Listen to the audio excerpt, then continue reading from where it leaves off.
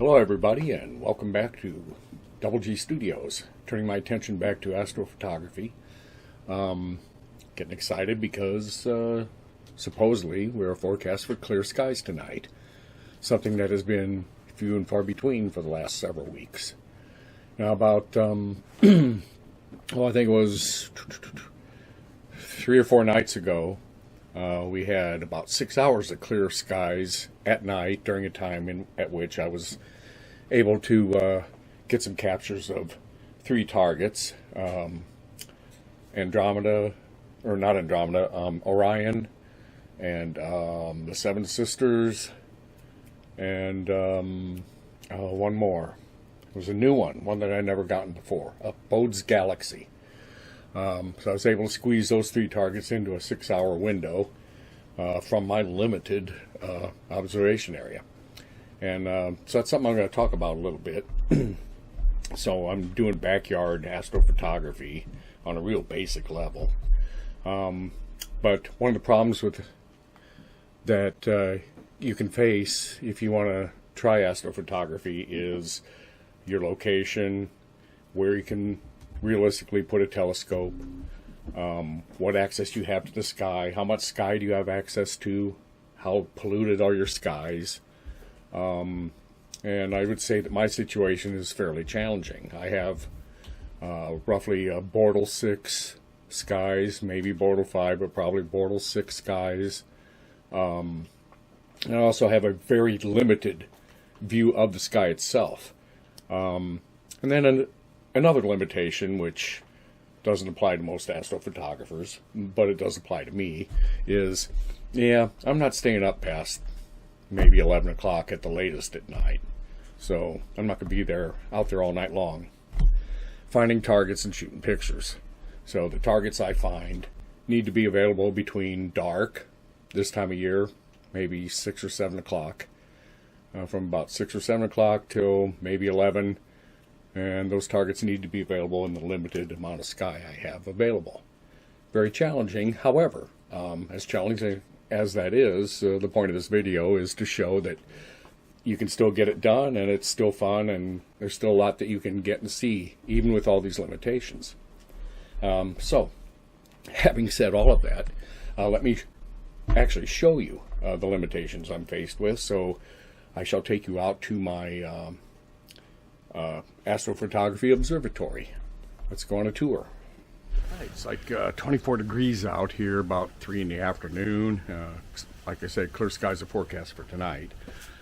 So what I will do is, as it gets close to getting dark tonight, I'll bring out my telescope and my Jackery battery pack to keep it powered, and set it up in one of the few areas that I can really set it up with realistically to have security and feel like it'll be safe if I leave it out all night long and stuff like that. But anyway, so let me show you the limitations that I am faced with as I do try to search for targets that I can get with my telescope. So first, here's the telescope. As you've seen in previous videos, if you've watched any of them, this is my Dwarf Lab 2, not the latest generation, older one. Have it on a little tripod, which I bring out here to the backyard, and I place at this location next to this wooden stool. The wooden stool is for placing the Jackery battery pack. Very windy today, and my sky limitations are great. I have a view to the west, but it's not until I get above 30 degrees off the horizon because of houses and trees, maybe 40 degrees. But to the west, to the north, anything above 40 degrees I can get to, but anything to the southeast or the east is off limits completely. There's no way to get any targets without having trees in the way, even in the wintertime. So my sky limitations are pretty much, I would say southwest, maybe to the northwest, and anywhere from 30 to 40 degrees off the horizon. Really limited. However, I guess the point is, given all those limitations and the Bortle 6 Bortle 6 skies I'll have tonight, I'm still going to make a plan to get some targets, and I'll go inside and talk about that because it is fucking cold out here. Oh boy. Brr. Okay, so as you can see, I have a lot of limitations. Very limited sky, and a time frame of about roughly maybe 7 to 11.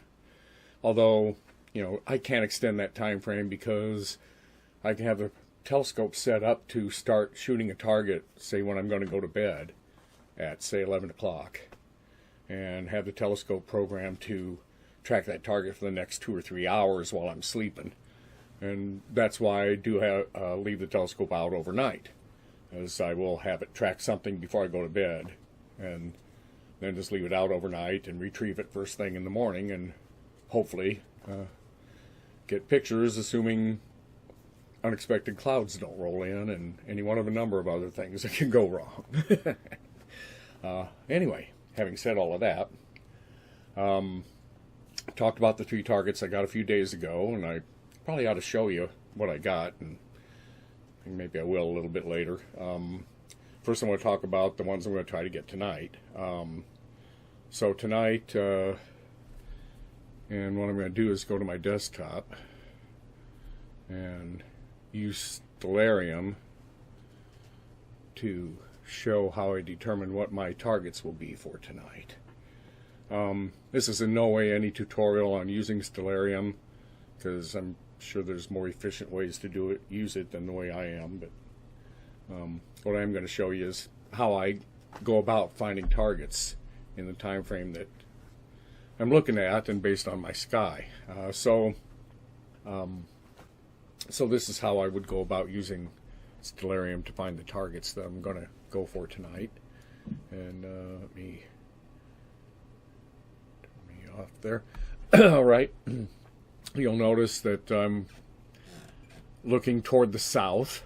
And like I said, my compass directions, I didn't mention that when I was in the backyard, but obviously I've stood out there with a compass to figure out what my compass directions are. The compass directions available to me, like I said, are roughly the south to roughly the northwest is about what I've got. And I got to keep in mind that my horizon is higher than the horizon being shown here. This, by the way, is the current view right now, roughly as far as accuracy as to where the sun is above the horizon and things like that. The scenery is not accurate, but bearing in mind that targets I look for are going to have to be much higher in the sky than what we're looking at here. Just keeping that in mind. What I do is I go over to Stellarium's clock. You know, we bring that clock into the screen so you can see it. I go to Stellarium's clock, and I use this button here to pause time. And then I set the time for, let's see, this is military time, of course, so right now it's showing 4 o'clock in the afternoon, 5, 6, 17, that'd be 5 o'clock. So 5 o'clock, 6 o'clock. And at 6 o'clock, if I was in a dark sky area, I could actually go ahead and go out and start observations. But in my light polluted area, it's 6 o'clock. It's not going to quite be really dark enough. Maybe a little after 6, but 7 o'clock will be better for my area. So anyway, this would be what I should expect to find in the sky at 7 o'clock. So I set the time for 7 o'clock tonight, and then I go and turn on the deep sky objects by clicking this button. That turns on the deep sky objects so I can find them. And one of the great targets this time of year for a lot of astrophotographers, and especially for beginner ones like myself, is the Great Orion Nebula, which I've shot many times, but I'm going to continue to shoot many more times. In fact, I am going to shoot that one tonight, because it's going to be available to me during a pretty good time, and I can demonstrate that. So at this point where it's at the southeast, looking at the compass, where it's at the southeast, I just happen to know from experience Anything to the southeast, unless it's higher than where Orion is now, it's going to be lost in the trees in my backyard. So I need to wait until Orion gets a little bit closer to the south.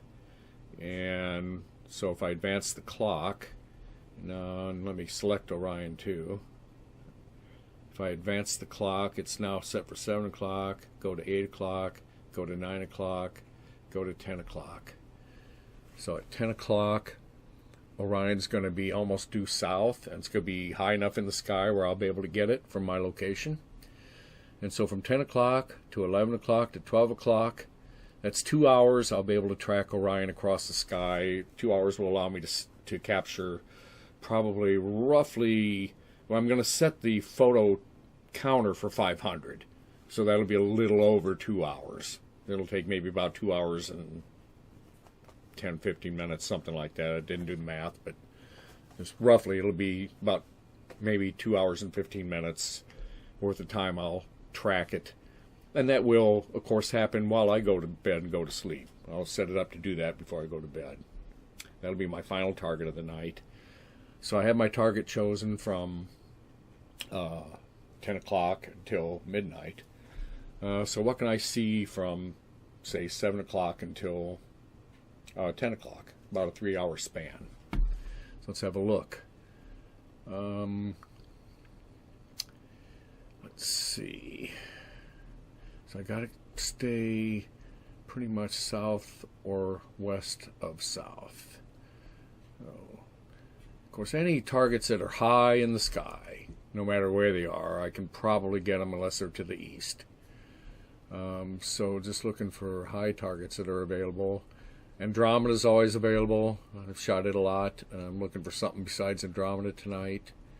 There's the the seven sisters. They're available. All right. But what is also available? Let me see. So again, I gotta get my bearings here. I'm going to looking to the south, and I'm going up high in the sky. Oh, I want to reset my time too. I forgot. So I'm going to go back from midnight to 11 to 9 to 7 o'clock. So, starting at 7 o'clock, what would be a good target to go for? It's got to be something higher in the sky than Orion. So there's the Seven Sisters. They would be a good target to get. They are to the south-southeast, but they're high enough in the sky that they're barely clearing the trees at this time of year. But I'm looking for something else. What else can I get? What is this? The Heart Nebula. Very high in the sky. And a tough target to really get a really good capture on unless you can really get a lot of pictures. I have a 3 hour window. So if I go from 7 o'clock to 8 o'clock, where is it at? Let me get my bearings again. Let me zoom down. Okay, it's still to the south. 9 o'clock. Is it going to the west?